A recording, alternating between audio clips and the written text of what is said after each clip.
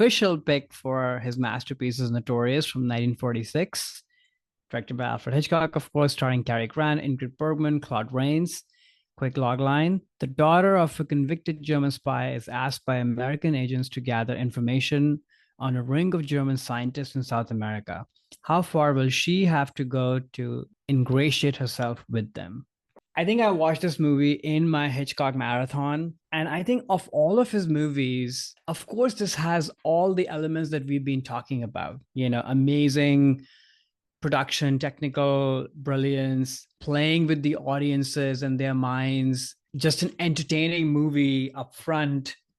But I love this movie, and why it's my masterpiece is because this is, I think, Hitchcock's perfect blending of all of what he does so well in the mold of a Casablanca or, a golden age Hollywood movie. And I love that kind of movie. And this sort of feels like his version of that, but it has all the trappings of a Hitchcock movie. And that's what I love about it. Like we've talked a lot about the mind and desire and the head and the dark side and maybe even humor, of course, the dark side of it, but we haven't really talked about love and heart Hmm. in Hitch's context. And I think this is one of the few movies where that is at play. It's it's sort of, I don't know, kind of moving and refreshing to see Cary Grant in the very beginning sort of be head over heels over Ingrid Bergman. There is true love over there. And I guess the MacGuffin in like a sad and a dark way is that you have to now kind of pawn your love to go do this terrible thing that could, put her life in danger. And you have to live through that. And that is the driving force of the movie and whatever Cary Grant does and puts his own life in danger. So yeah, that part kind of really, I mean, I could have almost put this in a wild card category because you don't see a lot of heart from Hitchcock, but I love that this is kind of in the middle of all the other trappings of, Hitch's treatment. So yeah, we can go more into the movie, but yeah, what is your relationship with Notorious? And I should say, like, this is in my like top 5 favorite movies of all time. So, and this is how much I love this movie. Yeah, and you brought this into our first Love of Film episode way back in the Exactly. first couple sets. So I'll post the link to that below so people can hear you gush about Yeah. how that film impacted your love of film. But for me as well, this is a 10 out of 10 film. I think Hitchcock has several of these, and this is definitely one of them. And I saw this for the first time in the Hitchcock class, so I came to this much later. It's not, Mm, I think, one of his more, I don't know, pop culturally relevant movies. Like it's not a Northwest or a Psycho or a Birds or Rear Window. So I don't know if I'd even heard of it as a teenager. And I mm. remember seeing it in the film class and just being completely enthralled. I was like, is this my favorite Hitchcock movie now? Like I remember seeing it the first time, be like, how did I not know this existed? How was something this good out there that I never came across? But yeah, I think the interesting take on here, and yes, he has done love stories before, but this is almost like his twisted version of a love story where Hmm. their love is being tested by the fact that he's basically pimping her out to this other guy, and she has to pretend that she's in love with somebody else and be with somebody else and marry somebody else to do this espionage for the US government. And that's the twisted way that their love is being tested. And then you wonder through the whole movie, the suspense is like, are they going to end up together? Is their love going to survive this? Right. Yes, you do care about the piece of the espionage, the MacGuffin plot of trying to figure out what this guy, is doing, Claude Rains, but it's really the suspense is what's going to happen to this relationship because it's such an Yeah. odd situation. And I mean, both these performances from the two leads, Bergman and Cary Grant, are just so amazing what they have Uh, to go through and portray, but in this more classic acting style. Like this yeah. isn't, if this movie was made in like the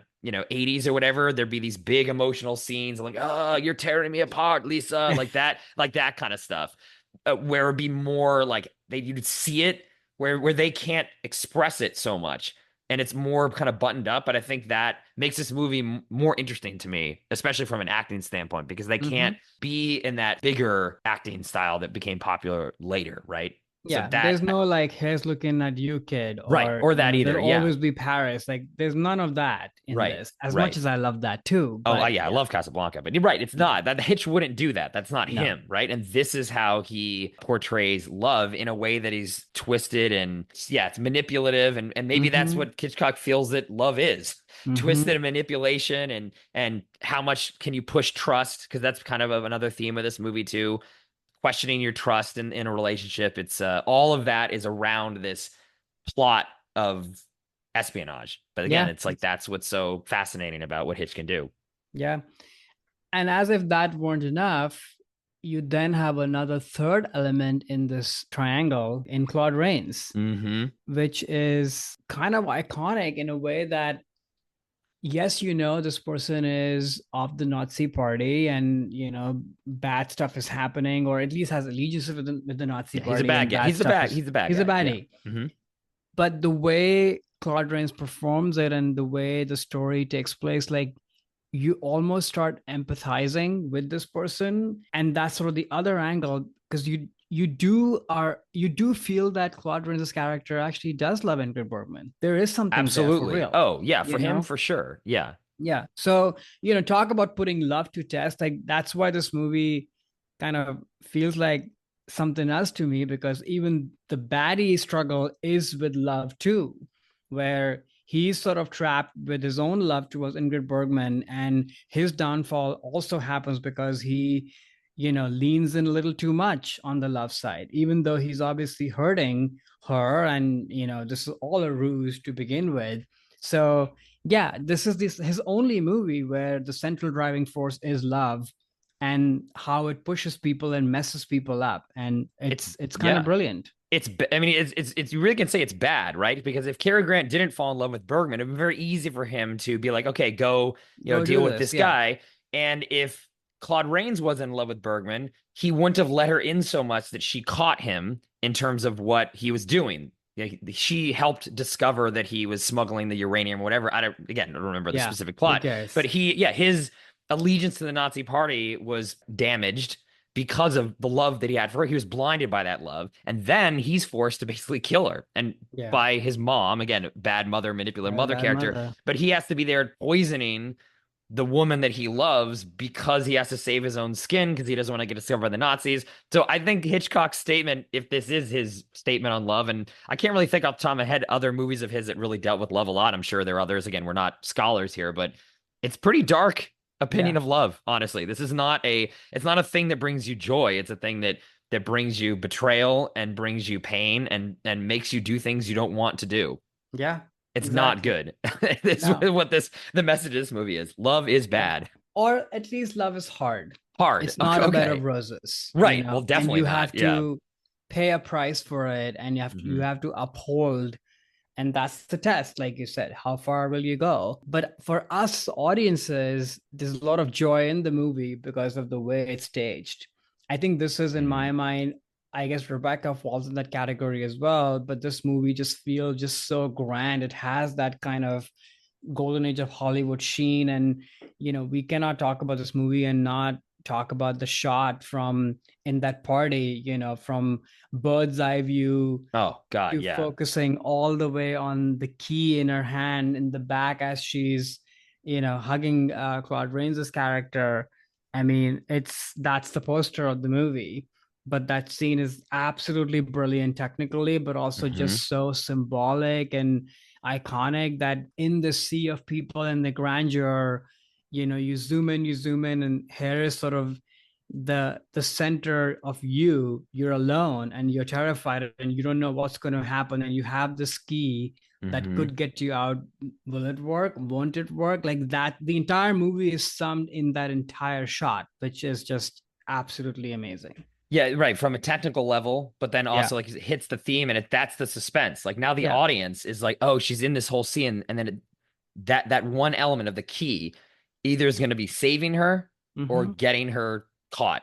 That shot is the highlight of the movie for sure. I anticipate it every time I watch this. I'm like, I can't wait to get to that moment. But this whole movie is just fantastic. And again, I don't think maybe it is his reputation is bigger maybe now, but I don't think it's as well Yeah. known to the, a layman as some of the other movies we've been talking about before. So in a way, it's kind of a hidden gem potentially for some people who might be listening, and hopefully we didn't ruin too much of the plot. But Yeah. again, it kind of doesn't matter. It's one of those movies where every time I watch it, I'm like, oh yeah, what exactly is going on with the thing that they're trying to do? But again, Same it thing. You doesn't forget matter. about it, you You know? forget about it, right? But I Yeah. would highly recommend folks watch this. And actually, I think I might have mentioned this in the last time we discussed this movie too, but Mission Impossible 2, which is also one of my favorite movies, is essentially a remake of this. In terms of the plot, it's basically the same plot that I also think they obviously I'm not comparing the two in terms of the quality, though I do love MI2, but it just shows again the lasting effect of Hitchcock, where these formulas of what this movie sets out can be remade and redone because it just works so well. Yeah. He's Hitchcock. Yeah. It's timeless.